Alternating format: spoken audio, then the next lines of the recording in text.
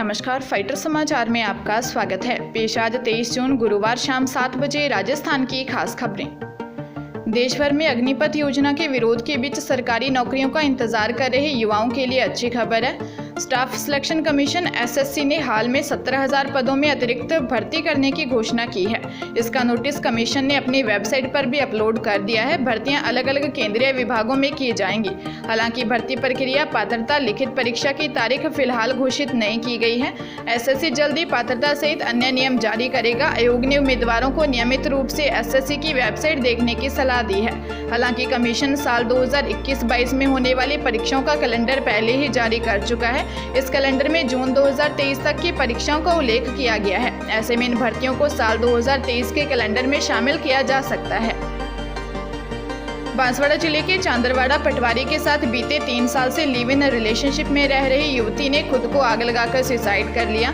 Suicide से पहले उसने व्हाट्सएप स्टेटस पर लिखा कि मेरी बहनों, किसी से प्यार मत करना। प्यार में फंसाकर लोग कुत्ते से भी घटिया मौत मार देते हैं। मतलबी होते हैं ऐसे लोग। मरने के बाद शव को मेरे घर मत ले जाना, बल्कि मनोज के घर पर ही जला देना। दरअसल आनंदपुरी थाना क्षेत्र के कटारू का तालाब गाँव में मंगलवार रात गोरादा गाँव जोंतरी डूंगरपुर टीना हिरात ने खुद पर पेट्रोल छिड़ककर खुद को आग लगा ली। वह चांदरवाड़ा पटवारी मनोज खराड़ी के साथ लिव इन रिलेशनशिप में यहां रह रही थी। मरने से पहले डाले गए 10 के करीब स्टेटस में मनोज पर गंभीर आरोप लगाए थे। लिखा कि उसने आरोपी मनोज के कहने पर ही उसके परिवार से भी झूठ बोला था। उसके शव के समीप से 2 मोबाइल भी मिले हैं। इनमें एक मोबाइल मृतका टीना का है, जबकि दूसरा मोबाइल पटवारी मनोज का होने की आशंका है। शिक्षा विभाग ने कर्मचारियों के लिए तबादलों की नई नीति तैयार की है, ताकि तबादलों के लिए नेताओं के चक्कर न काटने पड़े। हालांकि इस बार नेताओं की सिफारिश पर ही तबादले होंगे, लेकिन नई पॉलिसी का ड्राफ्ट तैयार हो चुका है। सीएम स्तर पर मंजूरी का इंतजार है। नई नीति के ड्राफ्ट में कहा गया है कि तबादले ऑनलाइन सिस्टम से, विभागीय पोर्टल व कंप्यूटर आधारित सॉफ्टवेयर से किए जाएंगे। तबादलों के लिए टाइम फ्रेम तय किया गया है। हर साल 6 से 10 अप्रैल तक तबादलों के लिए आवेदन लिए जाएंगे। 10 मई को तबादला सूचियां जारी होंगी। ट्रांसफर के लिए शहरी व ग्रामीण क्षेत्र के स्कूलों को 4 जोन में बांटा गया है। जिलों की भी 4 कैटेगरी होगी। जिला, संभाग व राज्य स्तर पर तबादला कमेटियों का गठन होगा। आवेदन के बाद इन तबादला कमेटियों ने अनुमोदन के बाद ही तबादला आदेश जारी हो सकेंगे। एक बार में हर कैडर के अधिकतम 17% तक ही तबादले होंगे। इसमें अनिवार्य तबादले 5%, स्वैच्छिक 5% व अंतरजिला 7% होंगे। यह नीति प्रारंभिक शिक्षा और माध्यमिक शिक्षा के सभी कैडर पर लागू होगी। राजस्थान में पिछले 1 सप्ताह से चल रहा बारिश का दौर धीमा पड़ने लगा है। प्रदेश के अधिकांश इलाकों में बुधवार को मौसम शुष्क रहा। कई जगह अच्छी धूप निकली, लेकिन बीकानेर, जैसलमेर में जमकर बारिश हुई। पिछले 24 घंटे के दौरान सबसे ज्यादा बरसात 47 mm बीकानेर के नोखा एरिया में दर्ज हुई। मंगलवार रात से बुधवार अलसुबह तक बीकानेर, पाली, सिरोही समेत राजस्थान के कुछ एरिया में अच्छी बारिश हुई। सिरोही के माउंट आबू में 33, पाली में 21 mm बारिश रिकॉर्ड हुई है। बाड़मेर के चौटन, बालोतरा, पचपदरा, सिवाना में भी बौछारें पड़ी। इन इलाकों में 20 से लेकर 35 mm तक बरसात दर्ज हुई। बीकानेर के नोखा कुलायत में तेज बारिश के बाद कॉलोनियों के निचले एरिया में पानी भर गया। श्री डूंगरगढ़ नोखा एरिया में गौशालाओं में पानी भरने के बाद वहां मवेशी डूब गए, जिससे उनकी मौत हो गई। जैसलमेर के ग्रामीण बेल्ट में कहीं कहीं दोपहर बाद तेज हवाओं के साथ बारिश हुई।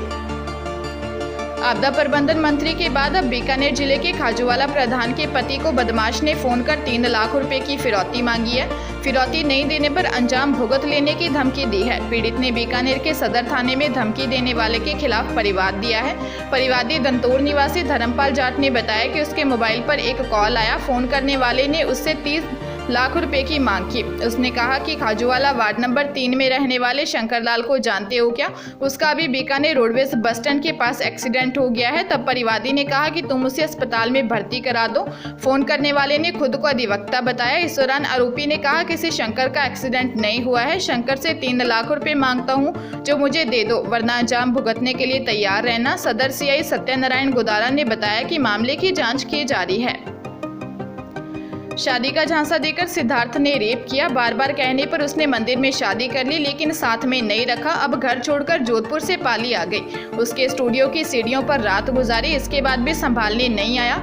यह कहना है जोधपुर की रेप पीड़िता मॉडल का। पीड़िता ने कहा कि आरोपी को सजा दिलवाकर रहूंगी, जब तक न्याय नहीं मिलेगा पाली में ही रहूंगी। 26 साल की जोधपुर की रहने वाली मॉडल ने पाली के फोटोग्राफर सिद्धार्थ वैष्णव के खिलाफ रेप का मामला दर्ज करवाया था।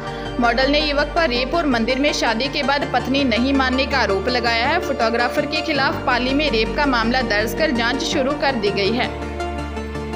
जयपुर की चोमू थाना पुलिस ने धोखाधड़ी के 2 आरोपियों को गिरफ्तार किया है। आरोपियों ने सस्ता मार्बल दिलवाने के नाम पर एक व्यापारी को इधर उधर घुमाया और मौका पाकर उससे 9 लाख रुपए लेकर फरार हो गए। थाना प्रभारी हेमराज ने बताया कि पीड़ित 57 वर्षीय कुलदीप जाट निवासी हरियाणा ने स्थानीय पुलिस थाने में धोखाधड़ी का मामला दर्ज करवाया है।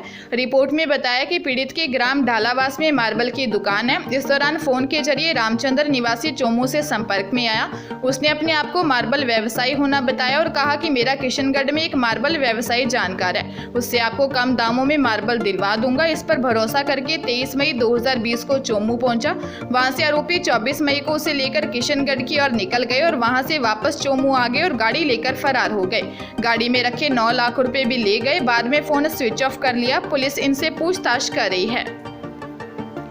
सवाईमाधोपुर के रणथंभौर सर्किल पर रात को एक कार में अचानक आग लग गई, जिससे यहां मौजूद लोग सकते में आ गए। यहां मौजूद लोगों ने कार में लगी आग पर 15 मिनट की मशक्कत के बाद काबू पाया, जिसके बाद सभी ने राहत की सांस ली। जानकारी के अनुसार एक परिवार स्विफ्ट डिजायर कार में सवार होकर कहीं जा रहा था, तभी अचानक चलती हुई गाड़ी के बोनट में आग लग गई, जिससे रणथंभौर सर्किल पर के आसपास गुजर रहे लोगों में हड़कंप मच गया। इस दौरान आग की जलती हुई लपटों को देखकर कार में सवार लोगों ने तुरंत प्रभाव से कूद गए और कार से निकलकर अपनी जान बचाई। गनीमत रही कि जल्द ही आग पर काबू पा लिया गया, वरना बड़ी जनहानि भी हो सकती थी। राजस्थान में पाकिस्तान बॉर्डर से सटे इलाकों में रात को ही एक घटना ने सभी को हैरान कर दिया। यहां आसमान में तेज धमाके के साथ दिखी रोशनी से सनसनी फैल गई। घटना श्री गंगानगर के सूरतगढ़ में रात करीब 8:30 बजे की है। आसमान में अचानक तेज धमाके के साथ एक रोशनी दिखाई दी। रॉकेट जैसे दिखने वाली यह रोशनी धीरे धीरे आगे बढ़ रही है। बताया जा रहा है कि पाकिस्तान बॉर्डर की तरफ गए थे। इस दौरान कुछ लोगों ने इसका वीडियो भी बना लिया। यह भी बताया जा रहा है कि यह रोशनी सूरतगढ़ के अलावा बीकानेर, खाजूवाला और रावला तक यह रोशनी दिखाई दी। राजधानी जयपुर में एक ऐसा अपार्टमेंट बनाया गया है जो कि केवल पक्षियों के लिए है। सुनने में थोड़ा अजीब जरूर है, लेकिन यह 6 मंजिला अपार्टमेंट केवल पक्षियों के ही रहने के लिए है। इसमें पक्षी अलग अलग फ्लैट में अपने जीवन साथी के साथ आराम से रह सकेंगे। यही नहीं, इन्हें दाना पानी की भी विशेष व्यवस्था की गई है। राजधानी में सांगानेर स्थित पिंजरापोल गौशाला में यह अपार्टमेंट पक्षी तीर्थ के नाम से बनाया गया है। 80 फीट की ऊंचाई पर बने इस अपार्टमेंट में 6 मंजिल है, जिसमें 1300 के लगभग घरौंदेनुमा निवास स्थल है। इनमें एक साथ 2500 से अधिक पक्षी रह सकते हैं। यह पक्षी तीर्थ देखने के लिए बहुमंजिला अपार्टमेंट जैसा है। यहाँ प्राकृतिक वातावरण में पक्षी अपने परिवार के साथ सुरक्षित जीवन यापन कर सकेंगे।